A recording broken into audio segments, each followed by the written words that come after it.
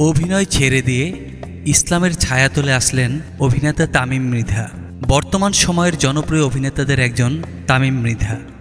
YouTuber এবং গায়ক হিসেবেও তার বেশ পরিচিতি রয়েছে। তবে তামিম মৃধা অভিনয় ছেড়ে দিয়ে ইসলামের ছায়াতলে চলে এসেছেন। তামিমের বড় ভাই সাকিব এম তালহা সামাজিক যোগাযোগ মাধ্যমে এক পোস্ট দিয়ে বিষয়টি নিশ্চিত করেছেন। তালহা লিখেছেন, আমার ভাই তামিম মৃধা মূলধারার মিডিয়াতে কাজ করা ছেড়ে দিয়েছেন। আল্লাহ সবাইকে হেদায়েত দান করুন উল্লেখ করে তিনি বলেন, আশা করি আপনারা তাকে সমর্থন করবেন।